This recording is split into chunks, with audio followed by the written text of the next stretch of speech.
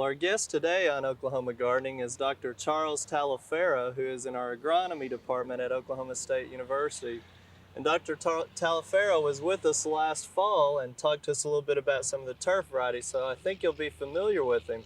What we're standing with here today, Dr. Taliaferro, is buffalo grass. Tell us a little bit about buffalo grass and maybe how a home situation might be hearing about it through some of the media.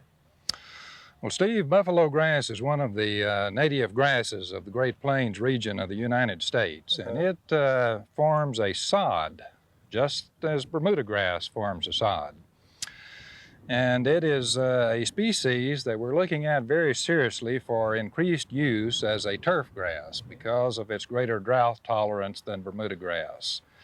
This actually is a waterway that we're standing in, and you can see that although it's drought stressed to some extent right at the moment, it makes a very nice sod. And when managed at an intensive level of fertility and irrigation, it can produce and maintain a very nice sod for a lawn or for any other turf use.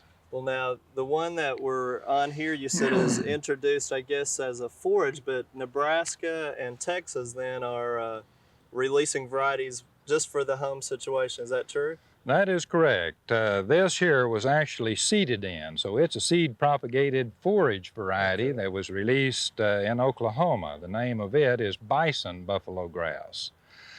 Recently, there have been turf-type buffalo grasses that have been identified and released that have a little higher turf quality than the bison and similar forage varieties. And they will be available in coming months. Okay. So I'm sure homeowners will be hearing more and more about these types of grasses in the future, and we'll probably like to have you back and maybe talk about some of that later on. But one thing too, in comparison with the native ones here, you've also got some native prairie or range type grasses. Let's go over and look at those as well. Okay. I guess your plot that we're going to go visit, Dr. Taliaferro, was actually established for what, range and prairie purposes. Tell us a little bit about the purpose of your demonstration plot here. Well, these demonstration plots are actually forage type grasses that have been introduced into the United States from other lands, Europe and Asia, and also some of the native pasture grasses from our own Great Plains region of the United States. And what are you looking at them for in particular? Well, these grasses actually are put here for people to look at. We have student groups and interested individuals who come out, so it's sort of a museum to show the different grasses that are adapted to and utilized in the northern Great Plains. And while these are grasses that are primarily used on rangelands and pasture lands, as you and I have discussed, some of them may have application for certain landscape purposes. That's right, and that's of course what we're interested in. As many of the viewers know, ornamental grasses are really becoming very popular now in the landscape, and we are seeing some garden centers that are even carrying some of these native type range or prairie grasses as a landscape ornamental grass. Dr. Taliaferro, let's talk a little bit about a few of those, and I'm going to cross over here and get on this side. This particular one is a blue stem. Tell us about this one. It has some nice characteristics. This is big blue stem. Big blue stem, little blue stem, which perhaps we'll see in a minute, Indian grass, and switchgrass are the four predominant grasses to the Great Plains region. They are called, or have been called, the four horsemen, meaning that they were the four predominant and still the four predominant grasses of the tall grass region of the Great Plains region of the United States. And early visitors to Oklahoma and other parts of the Great Plains found the big blue stem and the little blue stem and the Indian grass and the switchgrass growing.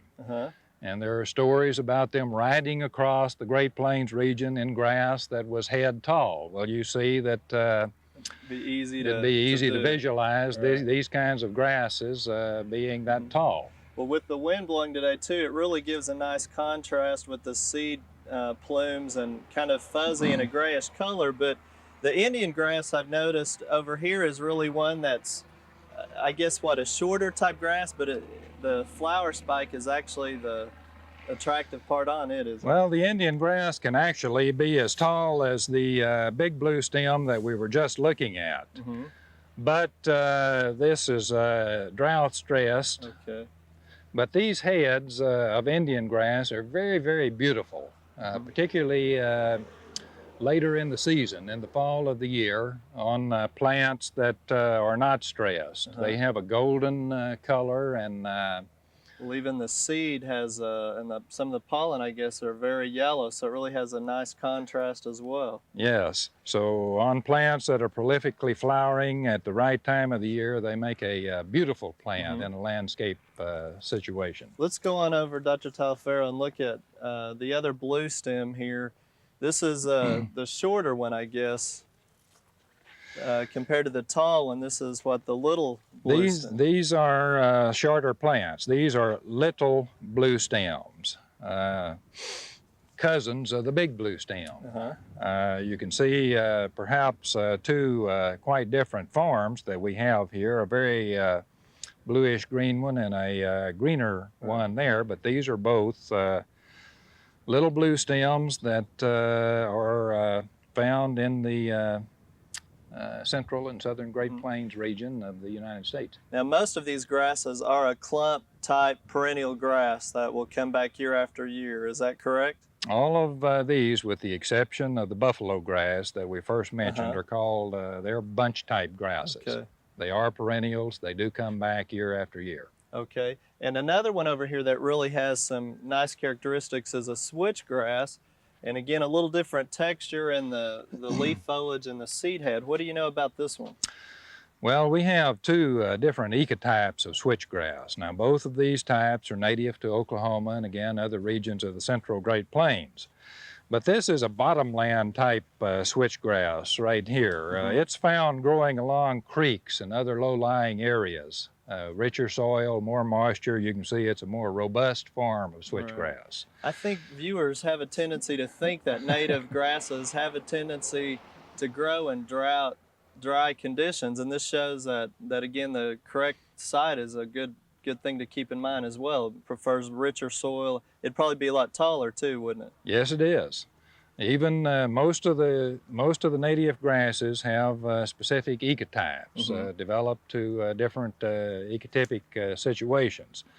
This is the upland form of switchgrass, the type that would normally be found on upland sites. All right. So it's quite a large contrast there too. Very, very large contrast. Let's between go those over types. on the other end now, Dr. Taliaferro, and look at another one that's a little bit different in characteristic as well. Okay. Well, Dr. Taliaferro, this one has to me, a different contrast and texture with the seed head, and again, it's kind of a shorter growth habit. What is this one? This is Cytos grama. Cytos grama is adapted to western Oklahoma primarily, and it actually occurs in what we call the short grass prairie regions. Now, we talked about big blue, little blue, Indian grass, switchgrass as being the predominant grasses in the tall grass prairies of the Great Plains. In the short grass prairies, which are in western Oklahoma and extends on into the desert southwest, we have as one of the predominant grasses this Cytos grama. Additional species that we would find in the short grass prairie regions would be blue grama, hairy grama, black grama, the buffalo grass that we first talked about as a turf type grass would be the major species in the short grass prairie regions. But some of these also, as you see, have value as species that could be used for landscape settings because they're very pretty at certain times. Well, you know, I think we've gotten some interest here maybe in some of the types of native grasses.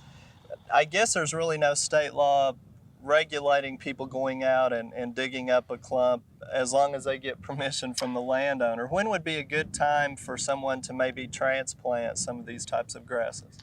A good time would be in the early winter, digging up dormant plants.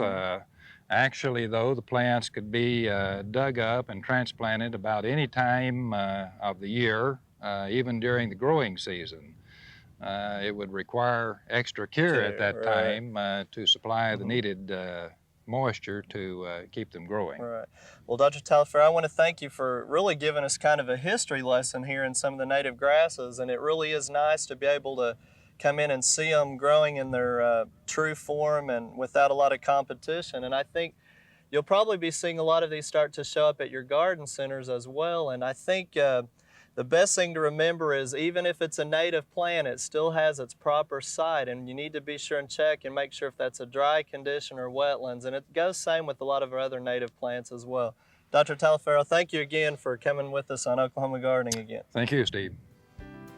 We hope you've enjoyed this classic from the Oklahoma Gardening Vault. Remember, even though these tips and techniques are timeless, there's always something new to learn in the world of gardening.